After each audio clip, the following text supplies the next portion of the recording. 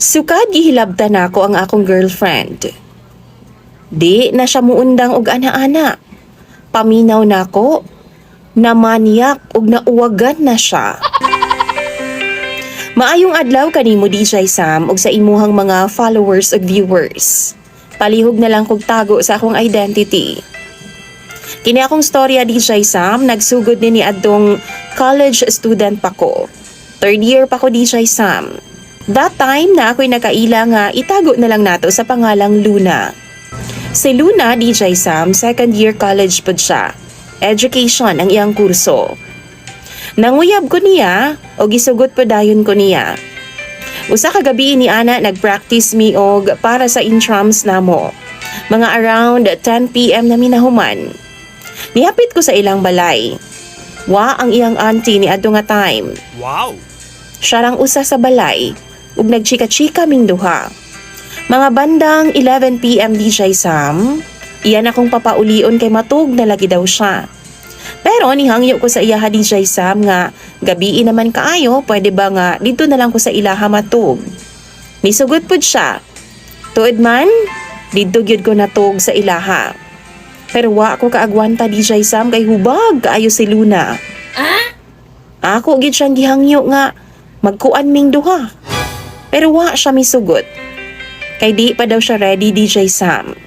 Misugot siya DJ Sam pero katunga sa lawas lang. Kanang half body ba? Kay di pagi daw siya ready nga ihatag daw ang tanan sa akoa. First time pa pud niya DJ Sam sa half body. Mo nang nakaingon ko nga ako gid ang nag-una og sup-sup og taman sa iyaha. Ako ang nakauna og kurambos sa iyaha. Moreklamo pa gani siya usahay DJ Sam kay sakit lagi daw. Hinahinayon lang daw na ako siyag paak. Di lang to kausa na hitabo DJ Sam, kundi nasundan pa to, matag higayon nga wa ang iyang iyaan, dito ko magtulugan ug magdugid ming duha. Di pa daw siya magpatira sa ako a DJ Sam. Touching lang. Nagahikap na po siya sa ako ang bunal ug moreklamo siya DJ Sam kay Dax lagi daw ko. Si Luna DJ Sam, 4'11 lang in town ang height. Gamayon gyud in town siya tapos niwang pa jud. Maong mahadlok siya DJ Sam nga akong mabirahan kay basig di daw maigo. Seriously? Touching lang gyud mi kutob sa ako nang gikaingon. Muhangyo ko, bisag unsaon akong tirada di gyud siya musugot. Kay di daw maigo. Matag adlaw DJ Sam. Bago ug after mo eskwela si Luna, muhapit gyud na siya sa kuang boarding house kay para lang gyud nga magpadudo. Maghubo na siya sa akong tapa DJ Sam. Di na nimo siya kailangan nga pugson og hangyoon kay siya na may mag-una-una. Kumbaga sa akong sarili DJ Sam no nakaingon na gud ko nga giuwagan naman ni pag-ayo bayhana oy. Di na gid muhunong ang iyang kamot DJ Sam og himas-himas sa akoa. Ug kung ako po siyang hagaron nga idiretso na lang namo, di po siya musugot. Ganahan kay ko ni Luna DJ Sam kay lambing kay siya. Tapos bright pagid kaayo. Mao nang bilib gyud kay ko sa iyaha. Pila ka buwan pod nga na busy ming duha DJ Sam, labi na ako kay graduating student ko. Tagsa na lang mi magkita. Hangtod nga nagkabugnaw na ang among nga relasyon. Hangtod nagabuwag na gid mi DJ Sam, kay wa naman siya time bisan pagbisita na lang sa boarding house nako. 1 month after nga nagbuwag ming duha, ni chat siya nako. Nangumusta siya. Ni-reply ra pud kog okay ra. Then nangutana siya kinsa daw nga akong uyab karon. Gitubag pud nako siya nga wa koy uyab. Nihangyo siya nga pwede ba daw magbalik ming duha. Pero ako siyang gibalibaran DJ Sam, kay feeling nako no gayaga-yaga na lang siya sa among relasyon. Ni prangka pud ko sa iyaha nga dili siya seryoso sa amo ang relasyon. Pero niingon siya, buhaton daw niya ang tanan para lang daw magkabalik ming duha. Giingnan pud nako siya. Gihagit na ako siya DJ Sam nga magkita mi sa boarding house.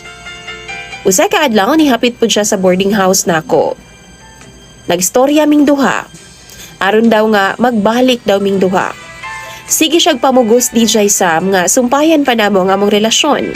Unya kay medyo fade naman ang akong gibati sa iya nga gugma DJ Sam. Alangan, imbes na in love ko sa iya pag-ayo, mukalit ra magpamiha. Sakit pud baya kaayo, pero sige siyag hangyo nga magbalik lagi daw ming duha. Mao tong gitest nako. Sige, makipagbalik ko sa imuha sa usa ka kondisyon. Tirahon ta ka. Ug disugot pud siya DJ Sam. Kadto nga time, wa ang ako mga ka-boardmates ato kay nanguli.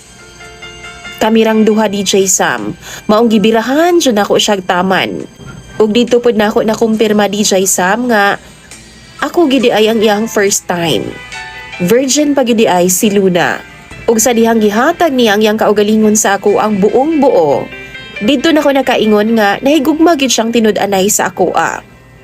Kay bawang mo DJ Sam, bago siya mo atog eskwelahan, muhapit na siya sa ako para lang jud bimbangon nako siya. Tapos tanang posisyon, ginabuhat na niya sa ako DJ Sam. Mura na gyud siya na adik sa sex. As in kada adlaw gid namong ginahimo tong butanga DJ Sam. Ug matag uli niya, gikan sa eskwelahan binigwasay una mi. Mag-shave gid na siya daan DJ Sam aron hinlo.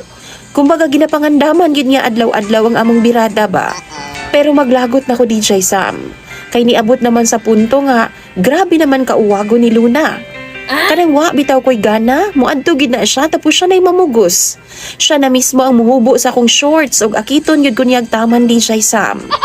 Aggressive kay siya sa sex. Maong nakaingon gyud ko DJ Sam nga siguro ang babae kung makuha nimo ang virginity mga 19 to 20 years old, ingon ana gyud siguro.